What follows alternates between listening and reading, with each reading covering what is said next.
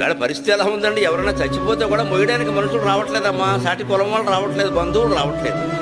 మా కోడలు నీళ్ళు వేసుకుందంట, వీడు కోడలు నీళ్ళు వేసుకుంటే శవం మొయ్యడానికి ఏమిటండి? పిచ్చి నమ్మకాలన్నీ పెరిగే పని లేకుండా.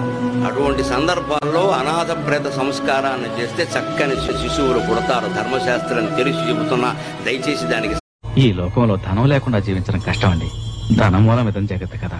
ఇప్పుడు నీకేం కావాలి? జీవితంలో నాకు మనశ్శాంతి లేదు. ధనమూలమిదం జగత్ అని ఇందాకేగా అన్నావు. శాంతిని కొనుక్కో. ధనమంతా నీ దగ్గరే ఉంటే మనశ్శాంతి ఎలా ఉంటుంది?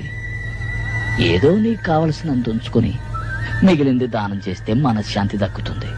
డబ్బు దోచుకునేవాడికి ఎప్పుడు మనశ్శాంతి ఉండదు. 50 దాటిన దగ్గర నుంచి మౌనాన్ని బాగా అభ్యాసం చెయ్యాలి.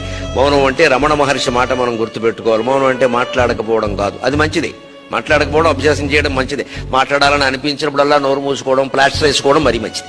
సంసారం బాగుండాలంటే ఏ నోము చేయాలని నేను అడిగాను. నేను ఎక్కడో అవధానంలో మోగనోవు చేయమని బ్రహ్మాండంగా ఉంటుందని చెప్పాను. అన్ని నోవుల కంటే గొప్ప నోవు మోగనోవు. దానికి సోమవారం మంగళవారం లేదు, ఎప్పుడైనా చేయొచ్చు.